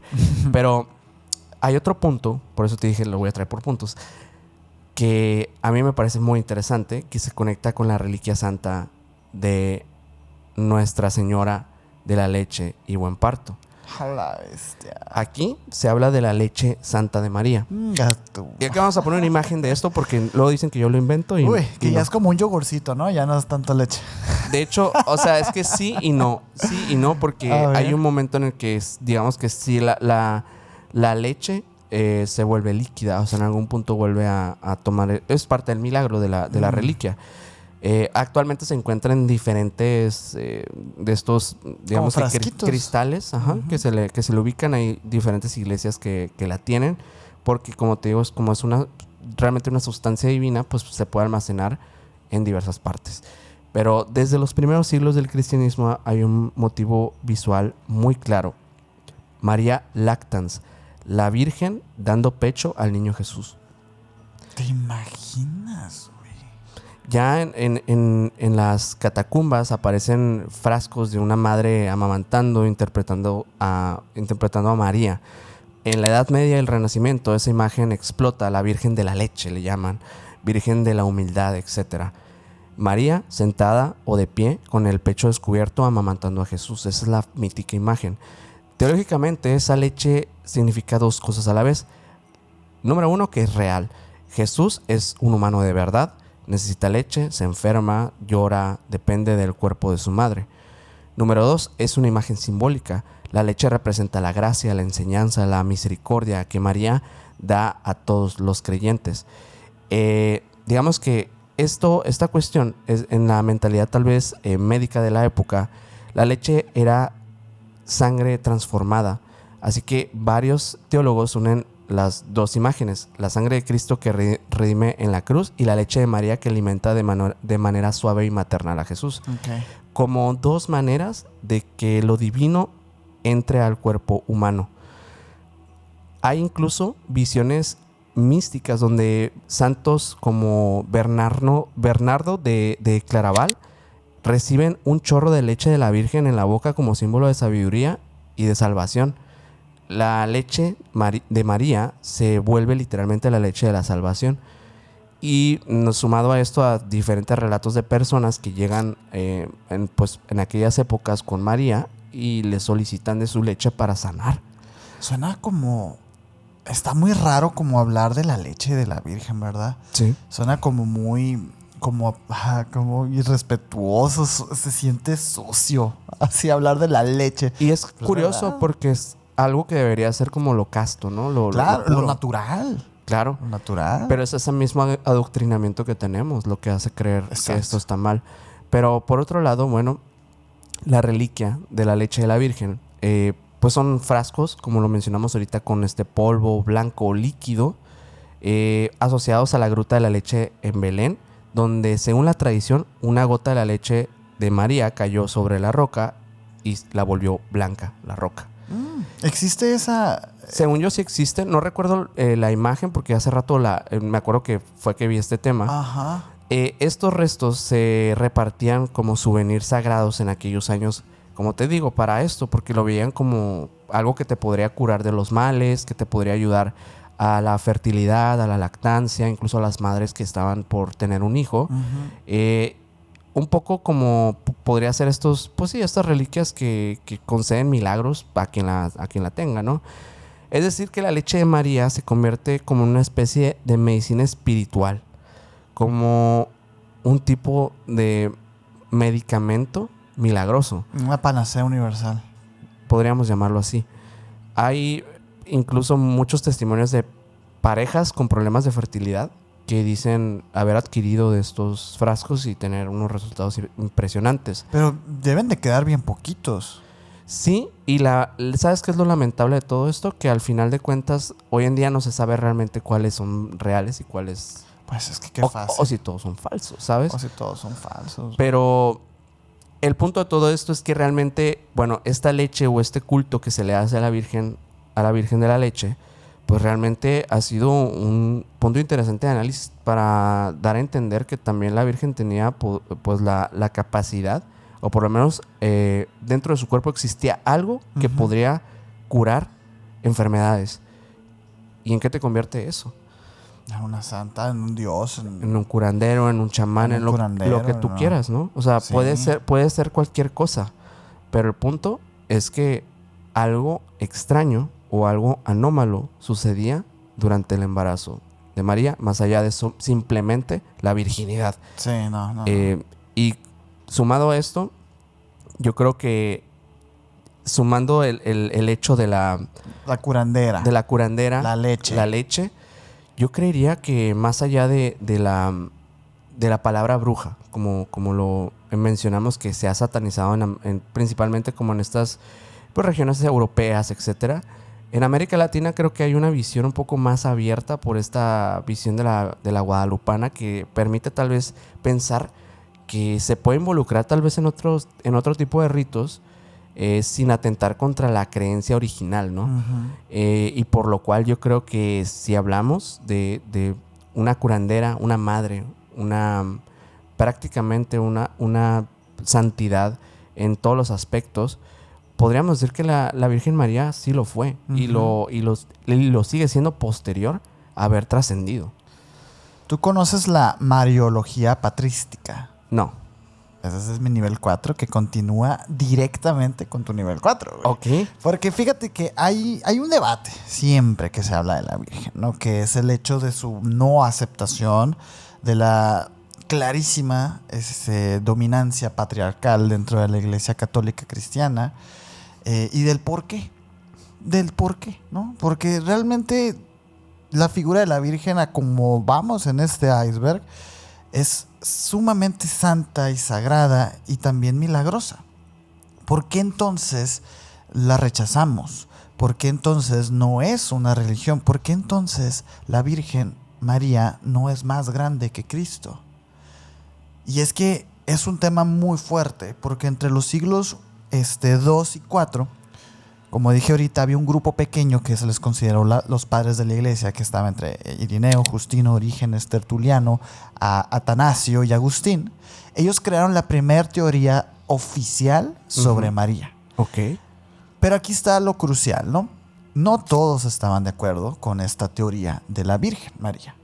No todos creían lo mismo y algunos incluso veían en María un poder incómodo. Algo extraño. De hecho, lo que hoy es dogma, esto de la Madre de Cristo, la peregrinación a la basílica, en esa época era un conflicto bélico ideológico. El primer secreto oscuro de todo esto es que María fue en ese momento un arma teológica contra los herejes. Okay. Lo que nadie explica es esto, ¿no? Que los primeros teólogos no empezaron a exaltar a María por pura devoción. Lo hicieron porque necesitaban derrotar herejías. En esa época proliferaban muchos movimientos religiosos, ¿no? Entre ellos el cristianismo. Estaba el gnosticismo, los docetistas, los adopcionistas, los ebionistas judío-cristianos. Muchos. Era una efervescencia de creencias. Sí. Muchos afirmaban que Jesús no había nacido realmente. Imagínate esos tiempos, ¿no? Esa incertidumbre teológica que existía. Que Jesús no había nacido realmente, que no había tenido un cuerpo físico, que no tuvo realmente que no caminó en la tierra, ¿no? Y todas esas cosas. Okay. Entonces, ¿qué hicieron? Bueno, usaron la figura de María para demostrar que Dios sí se encarnó. Okay. Porque si tenemos a la madre, pues tenemos al hijo. Claro. ella se convirtió en ese momento en la evidencia humana de que Jesús había existido.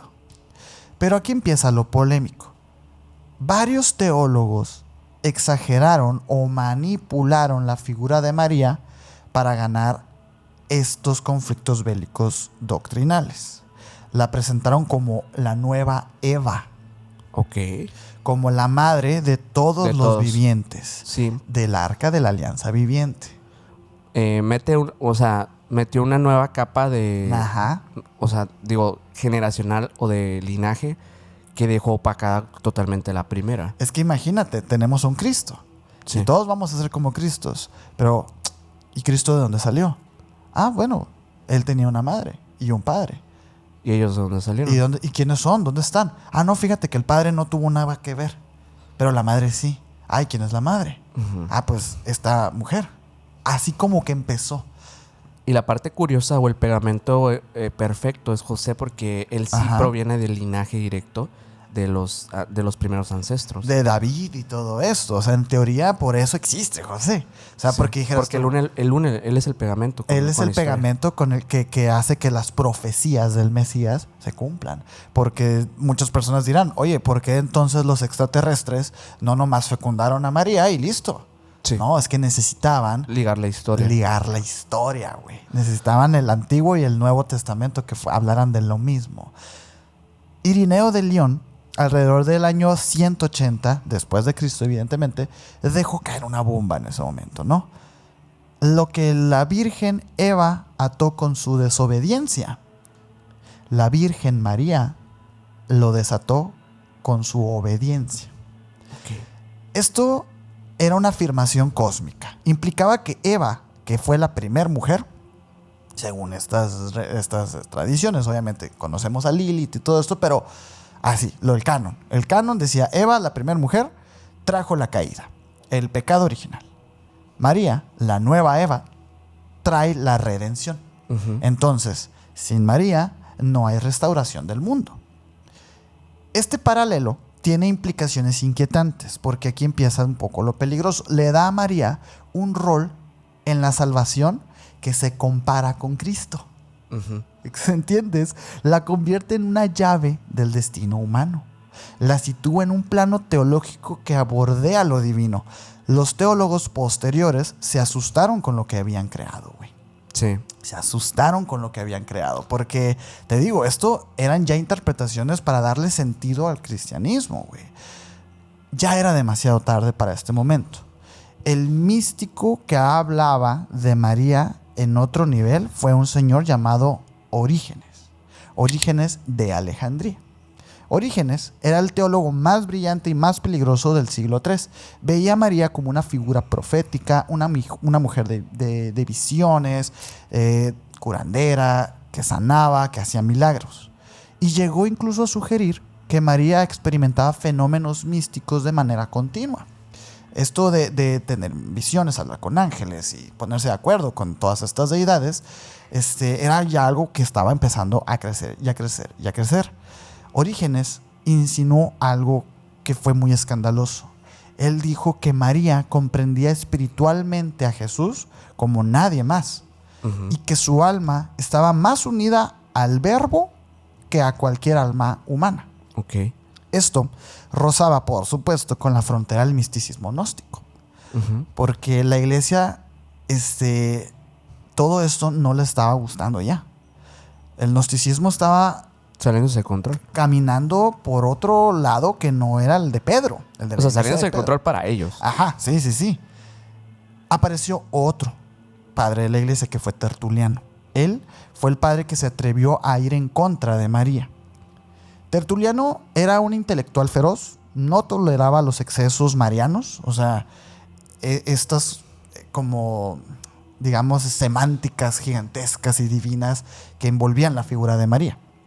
Él negó abiertamente muchos títulos que otros teólogos empezaban a darle a María. Él vio el peligro. Dice, no debemos elevarla más allá de lo que está escrito a una mujer. Okay. Para él, la exaltación de María podía convertirse en una desviación ideológica, en idolatría y en reinterpretaciones paganas. Ok. Por el simple hecho de ser mujer. Claro. De ser mujer. Tertuliano dejó claro que lo que se decía sobre María podía alterar la estructura completa del cristianismo. Y no estaba equivocado, güey. Ujú. Los padres de la iglesia tenían miedo del exceso de María. Esto se nota en sus escritos porque insisten en que María es humana, que era pobre, que era campesina, que todo esto fue esporádico. Mi nivel 1 se contesta aquí. Ujú. Porque hay muchas personas que se enojan con que no pueda haber una papisa, que no pueda haber sacerdotisas, etc. Bueno, es que estos años eran los años cruciales Sí. en los que aquí se decidió esto. Y pues, ¿no? tal vez en ese momento fue cuando debió decidirse abrir las puertas, ¿no? Es que era un momento crucial porque si le abrían las puertas no tuviéramos nada de lo que tenemos hoy. O sea, realmente era una tensión porque ya teníamos a dos figuras bien poderosas, a María y a Cristo. Ujú. La mariología patrística no fue creada para explicar a María o para entenderla, sino para controlar su poder simbólico, El miedo. el miedo. Si la dejaban crecer demasiado, podía convertirse en una figura divina femenina, que Claro. no querían eso. Sí. Querían un Cristo, querían a un ejemplo de redención, un ejemplo de asumir responsabilidades. Acuérdate cuál es el símbolo primordial del cristianismo. Un cadáver en una cruz. Sí. Sí, que simboliza todo esto que se supone que tenemos que aceptar y entender. Ujú.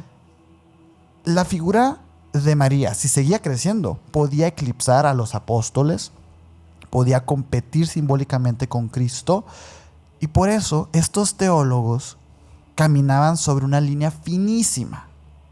Elevarla lo necesario solamente para apoyar su doctrina, Ujú. pero no tanto como para despertar una teología peligrosa. Es bien curioso esto, porque se habla de dioses, de teologías, de creencias, como si estuviéramos hablando, y repito, como de partidos políticos. Claro. Así se barajearon las cartas, güey. Así es. Entonces es impresionante cómo hasta el día de hoy aún tengamos estos vestigios, güey. Sin duda. No, Sí, creo que no van a cambiar demasiado las cosas. O sea, No. ¿quién sabe? Bueno, vamos a Ojalá, pasar al nivel ojalá. 5 porque, bueno, esto ya está descendiendo al abismo. Y me gustaría hablar acerca de un tema en este nivel 5 de que se habla medianamente, pero no hay muchas respuestas. Y por esto creo que es su mayor misterio A ver. y también parte de su final, ¿no? Estoy hablando de la muerte o asunción de María. Uy. La Biblia no cuenta cómo, ni dónde, ni nada acerca de la muerte de María. En los Evangelios y el libro de los Hechos la vemos al principio de la historia de la iglesia con los apóstoles y luego desaparece del relato. No hay como un tipo de escena final o algo por el estilo. No hay tampoco una tumba, no, o sea, a diferencia No hay nada, güey. de otros personajes incluso bíblicos que sí existe un tipo de vestigio. Ujú. No hay nada de ella. Este gran silencio podría interpretarse de diversas formas, pero también creo yo que ha generado muchísimas preguntas alrededor.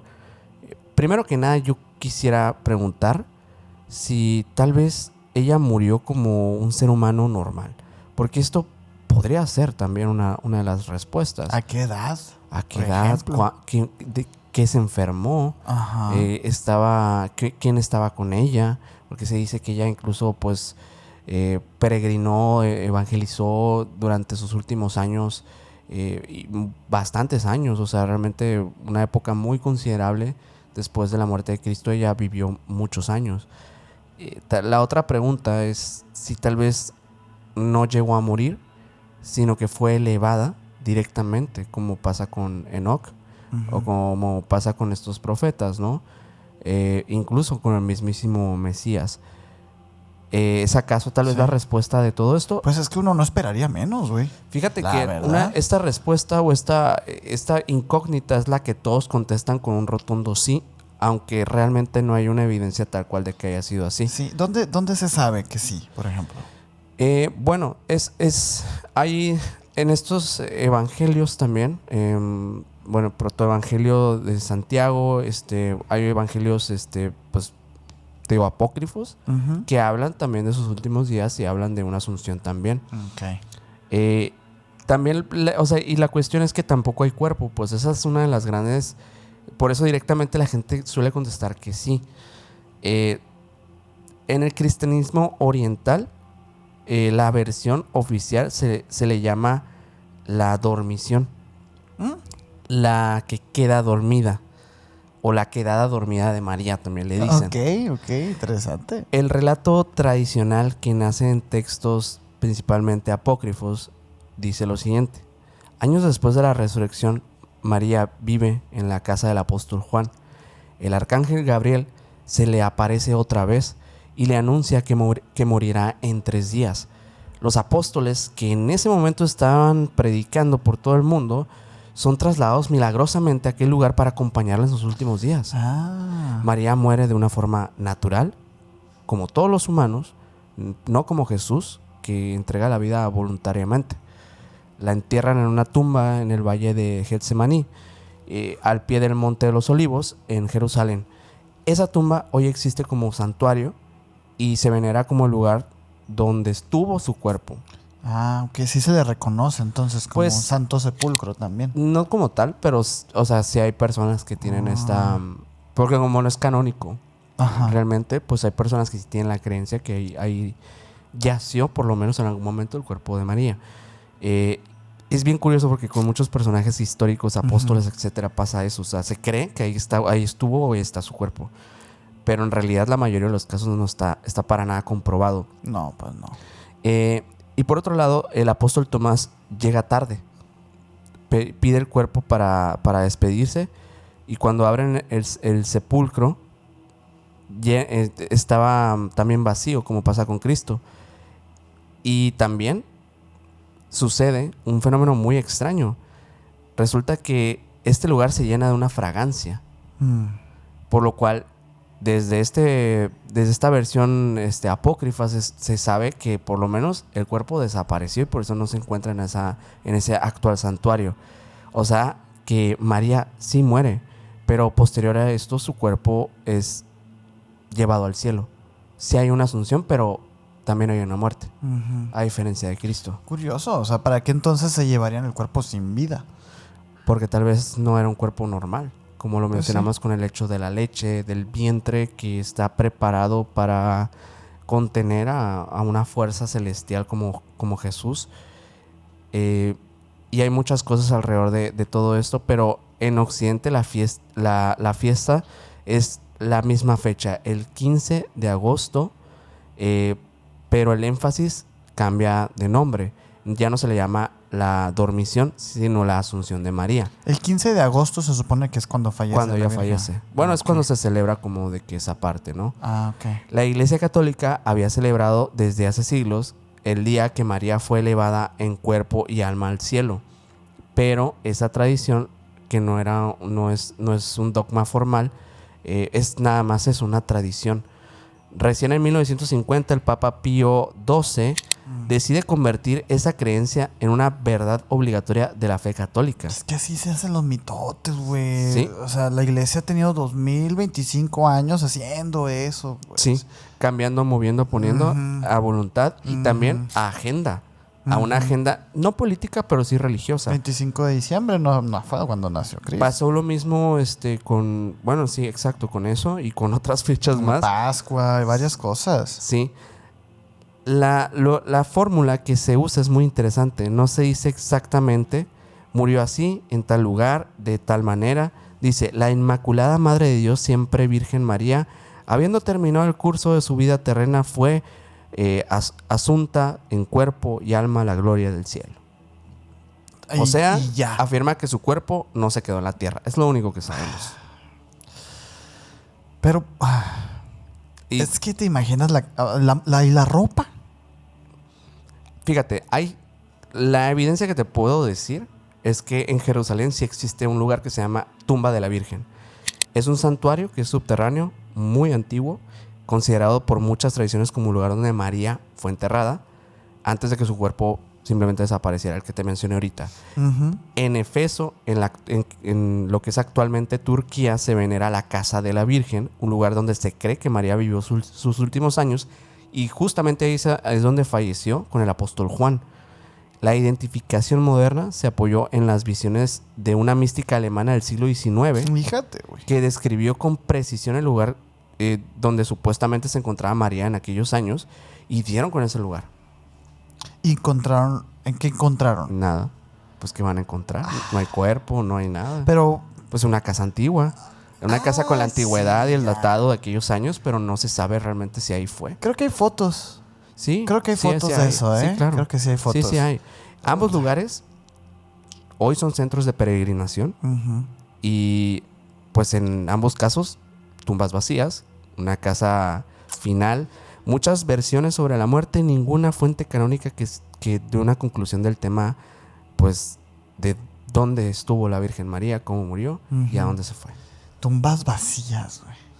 Somos una sociedad que le reza tumbas vacías, güey. Qué feo suena eso. Suena muy feo, Bueno, pero bueno, es la verdad. Y yo, fíjate, ahorita que te dije lo de la ropa, yo no me refiero a la ropa con la que fallece, sino, ay, güey, otro cambito de ropa ahí no tenía. O sea, Sí. eso también termina siendo como Claro, muy claro. sagrado, güey. O sea, Claro, otras sin duda. sandalias, una toalla, cositas de esas. sin duda. Me parece como... Sí, o sea, lo que se puede considerar hoy como reliquias de que, el bastón de no sé quién, ¿sabes? Sí. No hay nada de eso. Sí es cierto que... La leche. Pues sí. Y la no leche. es canon, o sea, no está, Ajá. no está como, digamos, lo aceptado por la iglesia. Es que sí es cierto que tuvieron que pasar 4 siglos para aceptar que esto sí fue como algo milagroso. Obviamente que para las personas que no creían en Cristo, que no lo seguían, que no tenían ni idea, que estaban, siendo unos campesinos, viviendo al día, con hambre, etcétera, pues no les iba a importar que ejecutaran allá a un judío Sin duda. en el Gólgota. O sea, Claro. no era importante. No tenían por qué las personas Enterarse. guardar las pertenencias de quien había sido Sí, porque ni ejecutado. siquiera se enteraban, te lo aseguro. No se enteraban. Tuvieron que pasar 4 siglos, güey.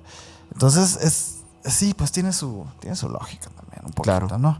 Oye, yo para mi nivel 5 te quise traer algo que lo mencionamos justamente en este iceberg, pero quería que quedara muy claro. Porque el Mesías, Cristo, sí lo estábamos esperando. Ujú. Sí se estaba ejecutando un plan. Y me gusta esa parte del plan. Porque aquí es donde involucramos mucho a los seres Ujú. que están teniendo este plan. Porque es lo que yo me di cuenta mientras estaba leyendo y mientras también leíamos sobre el iceberg de Cristo. Y dije, vamos a darle estructura un poquito a esto. Ujú. Porque fíjate, en el Nuevo Testamento hay una anomalía que siempre pasa desapercibida por muchas personas, que a lo mejor no lo habían tomado en cuenta. Pero María, al igual que José, Ujú. rara vez pregunta algo. Casi nunca se sorprende ante los hechos que está presenciando y actúa como si supiera más de lo que está diciendo. Si nos ponemos a pensar, mientras los apóstoles dudan, temen, no están entendiendo a Cristo o de entrada huyen. Recordemos el pasaje donde Jesús está caminando por el agua y que le da la gracia a Pedro y le dice, tú también puedes. Y él se hunde Porque no cree. porque no creyó. O sea, eso es muy humano. Es como la representación del humano. No creyó en la magia. No creyó en la magia como el Mike. En cambio, María guarda silencio, reflexiona, observa y acepta. Algo muy similar a lo que vivió José. Esto no nos habla de una facultad especial de María. Nos habla de una preparación. Claro. Y está esperando esto. Entonces, por eso no se Sí. sorprende, por eso sabe qué hacer y qué no hacer. Este comportamiento narrativo no es accidental. Es una señal de que el personaje ya conoce el final del relato. Ujú. De hecho, Lucas repite 2 veces un verso inquietante. Dice, y esto está en Lucas 2:19 y Lucas 2:51. Dice, María guardaba todas estas cosas y las meditaba en su Ujú. corazón. Es un recurso literario, obviamente, usado para insinuar conocimiento secreto. Fuera del canon, aquellos primeros cristianos escribiendo relatos que la iglesia después consideraría demasiado fuertes, estos textos apócrifos, los protoevangelios, todos ellos contienen indicios de que María no fue sorprendida por la vida ni por la muerte de Jesús. Aquí lo más explosivo de toda esta teoría, ¿no? María recibe varias anunciaciones, no una, varias. Algunas en sueños, otras son visiones y otras son diálogos directos que tiene con estos seres no humanos.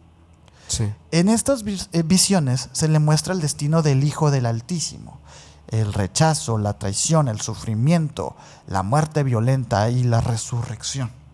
Y María acepta con una serenidad casi inhumana. ¿Recuerdas en el nivel 1 que yo mencionaba que María desde los 3 años estaba yendo ya al templo y que ahí vivía? Toda esa educación le sirvió para recibir el mensaje y aceptarlo. Sí. Aquí la pregunta es, ¿por qué María? No era la primera vez que se adoctrinaba o se entrenaba, digamos, a una vasija. Por eso es que los protocolos que vivió y la educación que recibió María, pues era una educación que ya estaba cimentada, ya había protocolos para cada cosa, sí, para cada niño que entraba, cada niña, perdón, que entraba para cargar esta encomienda.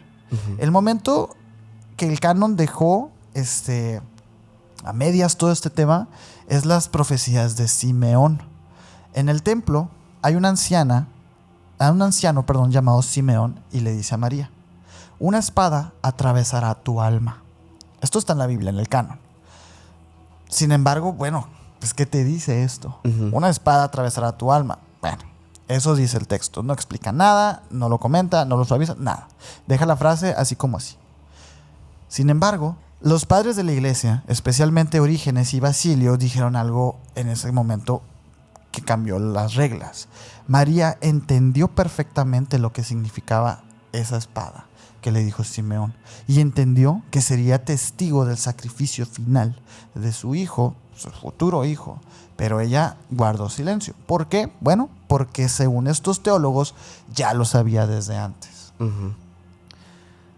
Fíjate, María sabía tanto esto que cuando estuvo en la boda de Caná, aquí hubo un momento y un elemento oscuro de esta teoría, porque Jesús en ese momento no había sido todavía como exhibido al mundo. Nadie sabía acerca de Jesús.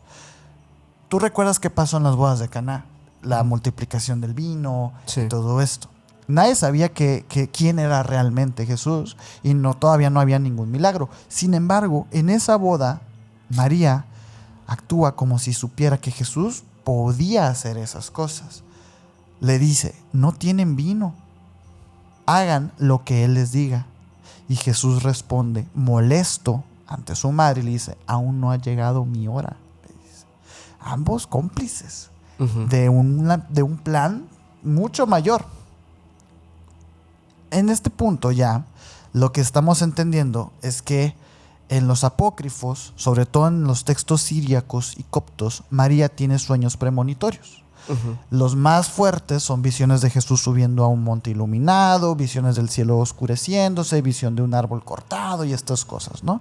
Aquí ya empezamos a entender que en estos relatos María llora antes de que Jesús crezca, incluso antes de que Él naciera. Sí. María sufre antes de que todo esto empiece. María sabe antes que los apóstoles y guarda el silencio de todo esto. De hecho, hay como visiones en las que se confunden, sobre todo por el tema del apócrifo de María Magdalena y todo esto, que a quien se le representa no es a María Magdalena, sino a María la Madre. Sí. Pero esas ya son teorías todavía más rebuscadas. Para estas comunidades que creen esto, María sabía desde antes, María aceptó desde antes y María guardó el secreto desde antes, al igual que José. Entonces vemos aquí una complicidad cósmica, casi así milenaria, entre un linaje sagrado, Sí. un secreto sagrado y un momento crucial en la historia. Pues no se puede revelar nada porque perdería el sentido. No, y todas las piezas cayeron en su lugar.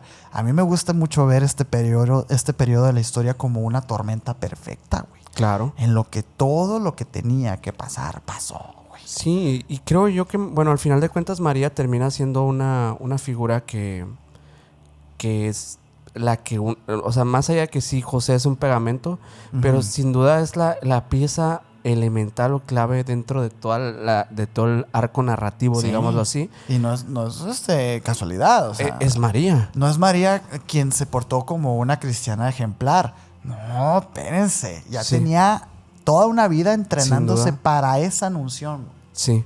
Y es parte de un plan que incluso tal vez ella misma no sabía al 100% No. a dónde se dirigía, porque era importante que ella no lo supiera. Exacto. Sí. Porque después también era una madre. Y su instinto tal vez sí le iba a decir, no dejes que le pase esto a tu hijo.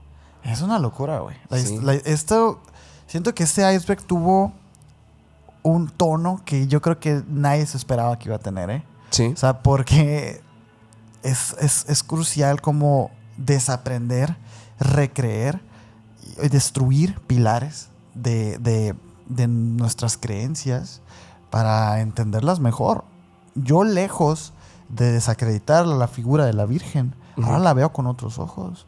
Ahora a mí me parece más interesante la visión de la Virgen, güey.